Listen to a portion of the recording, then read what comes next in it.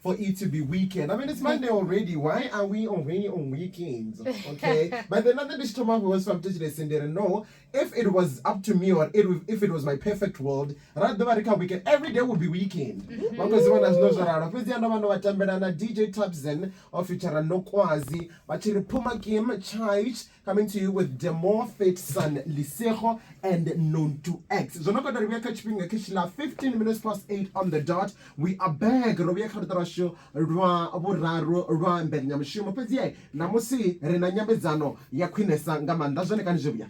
Yeah, Nyambezano Kadabalana Musi, Minwashu, the Banana Musi, and it was Zizile Khumalo-Nyembe.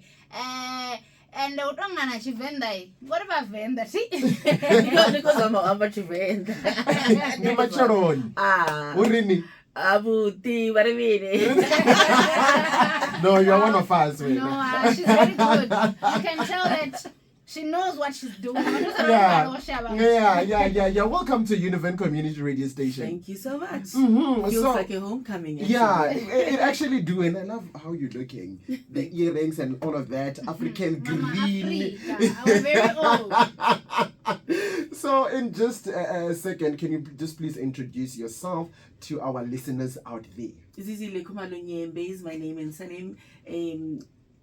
Good morning, Sanmonani. I'm the Universal Greening Organization Fellowship Program Manager. Yeah.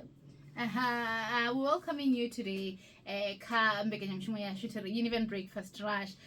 Come see. If you can tell us, Terry, we know that UGO, it's an organization, right? If you can just tell us about the organization. All right.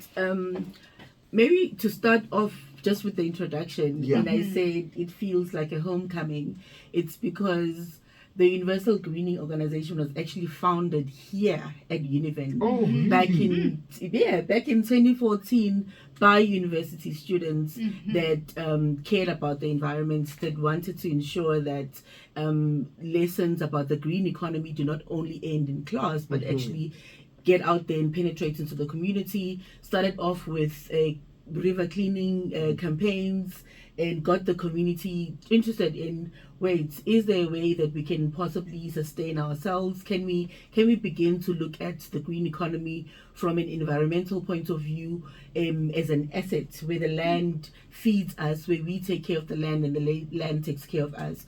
So UGO was founded here in 2014 by students that were studying the green economy in agriculture and climate change, and really the bigger vision of the organization is to mobilize Africa's environmental champions and to support platforms for conservation and sustainability. So we are hearing about the UGO fellowship. Yep. Right? Yep. Okay. You're speaking my language. Okay, so we just want to understand that what is the UGO fellowship program and who is it for? Because there are questions, I was asking myself question, or is it for students who studied things like environmental sciences and all of that? So if you can just take us through the meaning of UGO fellowship and who it is for. So maybe just to take a step back, Africa stands at a very profound historical moment, especially where development is concerned.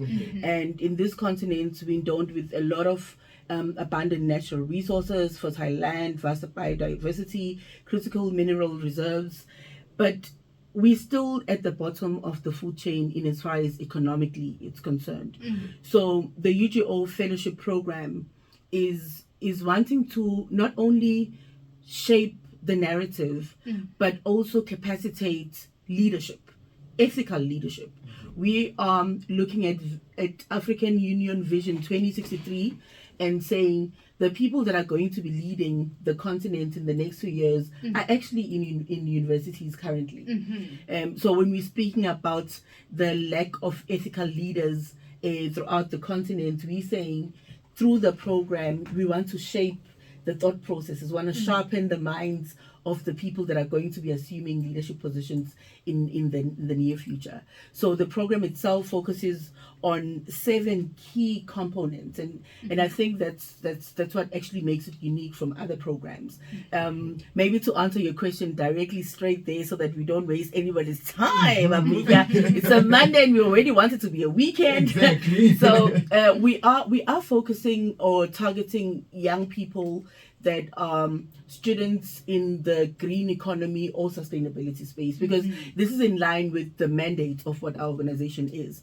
We need them to be academically achieving, so we're looking at a 60% average performance. So we are looking for the brilliant ones, but we're saying that we want to further capacitate you, because we know that GNI is not only good in class. You need to be further equipped with other skills that will make you the best leader.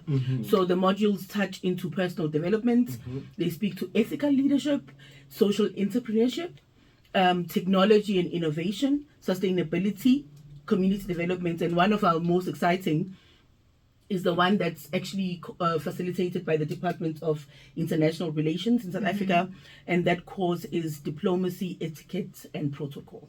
Oh, wow. Kamsia, if you can also enlighten us, Terry, on this aspect, why is it important we are speaking about young people thinking with the idea that they have their future is in their hands, right? We want them to have the capacity and so forth, right? So why is it important for young people, especially students, to get involved in environmental initiatives?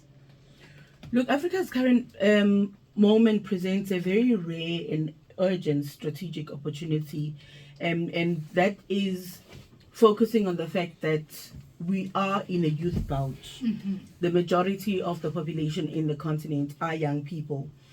So we want to accelerate the issues of climate change, renewed momentum around continental integration, and also global demand on sustainable development. And if young people do not get the green thinking cap on, then we will forever be the poor communities. We will forever be the poor continent. So thinking green is not only about protecting the environment and climate change, but it's also the beginning of food gardens, for you to not really only rely on financial like sustainability economically, but also using the land that you have to sustain yourself in as far as food security is concerned. Very much informative on that one. So I want to talk about the Univen UGO student chapter. Yeah. Right. So what can you tell us about that? So the student chapter is a confirmation that learning doesn't have to be confined to lecture halls, and it becomes experiential, practical, community-driven. Students are given the opportunity to engage directly with real societal challenges, whether it's about the environmental, sustainability, community development, or even social innovation. Student chapters allow a space where learners not only learn what to think, but also how to act. Okay. This is where they interact with experts in the field. This is where they get to design experimental, practical programs, and through the student chapter have not only the financial resources but also the tank of experts to show them how to. So student chapter for us is a huge opportunity because, one, as I said, this is where the organization was founded. Can you imagine what that then means when we come back and we open a student chapter, meaning that now we will have a UGO office here, where UGO can physically exist in this university where it was born, and students of Univen in 2026 get to interact with what was a vision in a dormitory here at Univen in 2014. Yeah, no, I understood what they says, and it's quite beautiful to hear an initiative that started here, growing so big to actually be at this point, Terry. I have seen some of the posts that I've seen, right? Mingwayamiri, some of the trees that have been planted here at Univen were actually from that organization. So it's quite Really? beautiful to actually hear and know. Oh. Come see if we can ask this, Terry. There are certain impacts or certain aspects that these university students they will gain, right? But there's the university and the community. What will then the university and the community gain from this? Before getting into that, maybe let me share one aspect of the founder of the organization, Evo Darifani Chitamunomoni. Okay. He was a student here. He's the founder of UGO. He's the executive chairman of the board. I speak good of him because not only does he pay my salary, but hey, clock it. Yes. but really is a young man that is not only passionate about this work, but is really touching the lives of young people. And a few years ago, we saw Africa Forbes is celebrating him and giving him an award of Forbes 30 Forbes under the age of 30 years, and specifically on sustainable development. So already when we're speaking about Forbes recognizing the founder for the work that they're doing, it already speaks volumes from a continental point of view. For our fellows, it's beautiful to see the impact of the work itself. Currently, majority of our team, we don't just walk the talk. We don't just talk the talk. We walk it as well. We walk the talk. So when you saw the poster that we couldn't share now because the team was thinking Russians, Russians, sausages, breakfast, and we were on morning rush, breakfast rush. But that beautiful work is coming from our previous fellows who are now employed by the organization and serving within. I think the beautiful opportunity is bringing through the credibility of the organization, and being under the umbrella of being a fellow. You're also able to boost your particular profile. You're also able to access resources, and open doors that previously would not have been able to open. A practical example of that, as we speak, the group from Kenya. There were fellows from Kenya last year who came up with a very innovative program that is about water conservation or access to water in one of the villages in Kenya. And this was a practical problem solving within the fellowship last year. End of this month, they are flying off to Germany because they've designed a program. They've gone through 3 interviews where they were shortlisted, and now they're going to be going to pitch in Germany where it's going to be fully funded. So the fellowship program comes not only with the credibility, but also aftercare resources where we assist you with really reaching your goals, shaping them, and we're not expecting everyone to be perfect immediately after the 90 days. But we're saying that we give you a hand up even post the 90 days of the fellowship program, because you then become alumni for life. So there is traveling and all of that involved. Oh, yeah, guys, sign me up. Okay, thank you for asking about the traveling. So actually, how it's structured is that we are looking at a very comprehensive 90 days.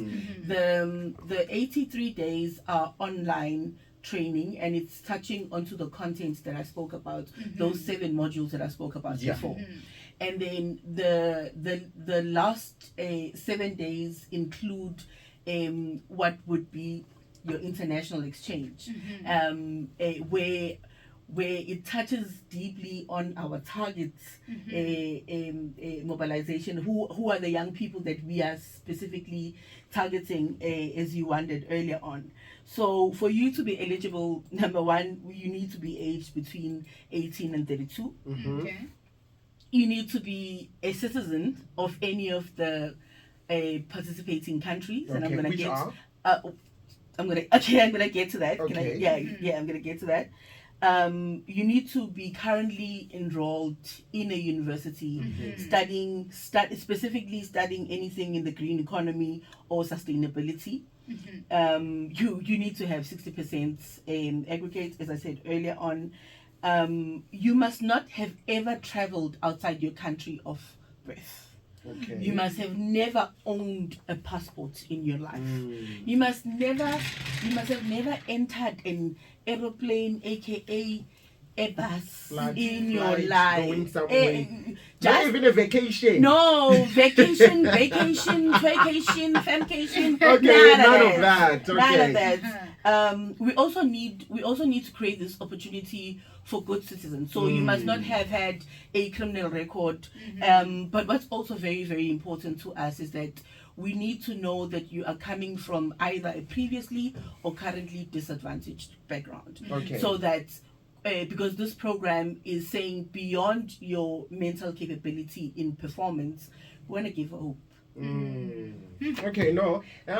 Mafungo anokopfara ngamanda yo bako hapa mtechilesi. Pezi ya zwazino allow us to go to the news headlines. We're going to be looking at one of the countries that are host, and we're also going to look at the event and the participation.